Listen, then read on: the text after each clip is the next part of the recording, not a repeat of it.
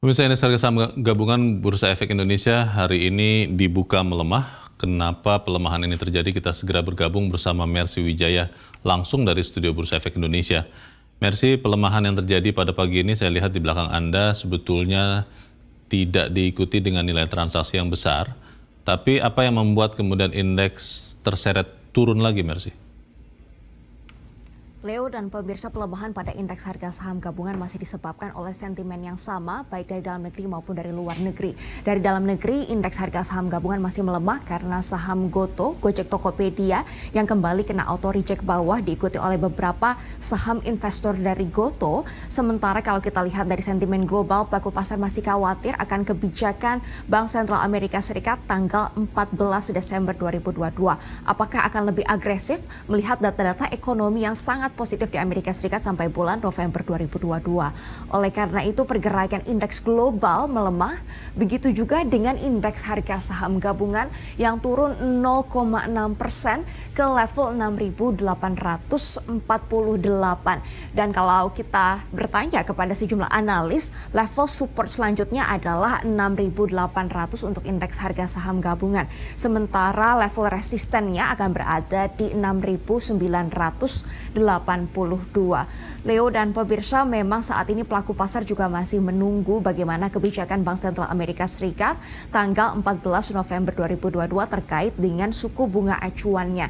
Memang sebelumnya Gubernur The Fed Jerome Powell sudah memastikan bahwa The Fed akan mulai mengerem agresivitasnya atau mulai mengerem kenaikan suku bunga Bank Sentral Amerika Serikat pada bulan Desember ini. Yang mana pelaku pasar mengasumsikan kalau bulan November ada kenaikan suku bunga 75 basis poin, di bulan Desember kenaikan suku bunganya 50 basis poin. Namun, ini kembali diragukan melihat data-data positif di Amerika Serikat seperti data kinerja sektor jasa yang kembali ekspansif ke angka 56,5.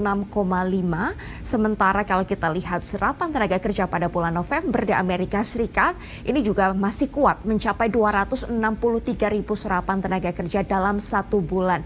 Oleh karena itu pelaku pasar ini sedang menakar apakah harus positif melihat data yang sangat kuat di Amerika Serikat atau harus khawatir karena artinya The Fed ini belum berhasil melakukan atau mengerem ekonomi yang menyebabkan inflasi selama ini.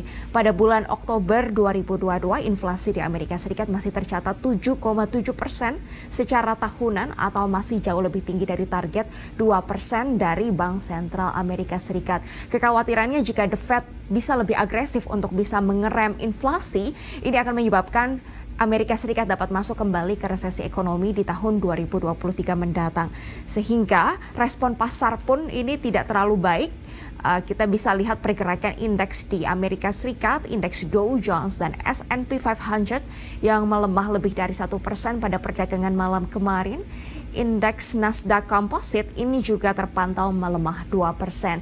Di kawasan Eropa juga terjadi pelemahan yang sama. Di London, Inggris, FTSE 100 turun 0,6% dan di Jerman, The DAX juga melemah 0,72%. Sementara indeks regional kawasan Asia juga terpantau melemah. Indeks Nikkei Jepang turun 0,5%, indeks Hang Seng Hong Kong melemah 0,3% dan indeks Retem Singapura turun 0,19%. Selain menunggu hasil keputusan rapat Bank Sentral Amerika Serikat bulan Desember, pelaku pasar hari ini juga menunggu data-data ekonomi akan dirilis di Tiongkok. Di antaranya adalah data ekspor impor pada bulan November 2022. Prediksinya ekspor Tiongkok akan turun 3,5% pada bulan November kemarin secara tahunan, sementara impor juga diperkirakan akan anjlok 6% pada bulan November kemarin secara tahunan melihat tingginya kasus COVID-19 di Tiongkok bahkan sempat menyentuh rekor tertinggi yaitu penambahan 40.000 kasus baru COVID-19 dalam satu hari. Dan ini juga akan menjadi perhatian pelaku pasar bagaimana dampak dari COVID-19 ini terhadap ekonomi di Tiongkok.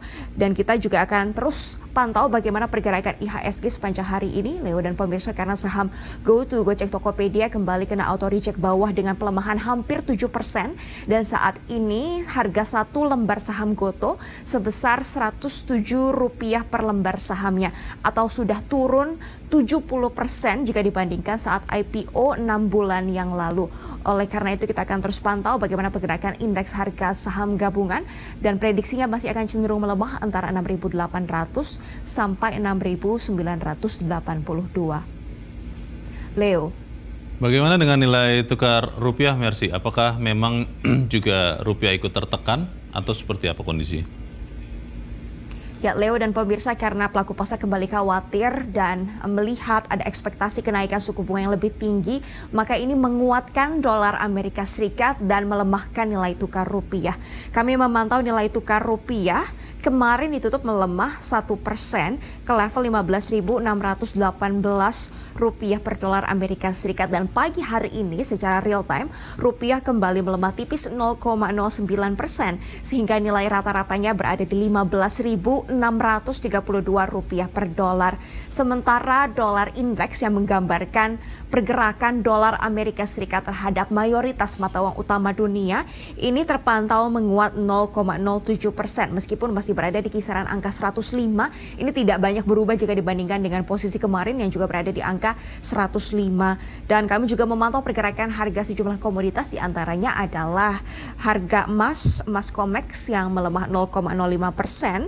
1 ounce-nya atau 1 troy ounce-nya dijual seharga 1.781 dolar Amerika Serikat. Sementara 1 gram emas antam di dalam negeri ini dijual seharga 984.000 rupiah per gram. Dan kami juga memantau pergerakan harga minyak mentah dunia yang mix pagi hari ini, di antaranya minyak WTI ini yang turun 0,05% seharga 74 dolar Amerika Serikat per barel, dan minyak jenis Brent ini menguat 0,3% seharga 79 dolar Amerika Serikat per barel. Memang pergerakan ini cukup fluktuatif dan variatif, Leo dan pemirsa, untuk harga minyak sendiri. Di satu sisi ada kekhawatiran resesi ekonomi yang melemahkan harga minyak karena ada ekspektasi permintaan minyak berkurang jika The Fed masih agresif menaikkan suku bunga dan memicu resesi kembali di Amerika Serikat dan di sejumlah negara. Sehingga kita juga melihat posisi harga minyak sudah kembali turun ke bawah 80 dolar Amerika Serikat per barel, atau ini merupakan level terendah semenjak bulan Januari 2022. Sementara kalau kita lihat masih ada minyak jenis Brent yang menguat. Ini disebabkan karena OPEC Plus yang masih konsisten untuk mengurangi produksi minyak 2 juta barel per hari. Di satu sisi kebijakan COVID-19 di Tiongkok mulai dilonggarkan di beberapa daerah, sehingga harapannya aktivitas ekonomi kembali tumbuh dan meningkatkan permintaan terhadap minyak mentah dunia. Kita akan terus pantau bagaimana pergerakan harga komoditas yang masih variatif hari ini, begitu juga dengan indeks harga saham gabungan dan juga nilai tukar rupiah. Demikian, Leo, laporan kami dari Studio Bursa Efek Indonesia. Kembali ke Anda di studio. Baik, Mercy Wijaya melaporkan langsung dari Studio Bursa Efek Indonesia.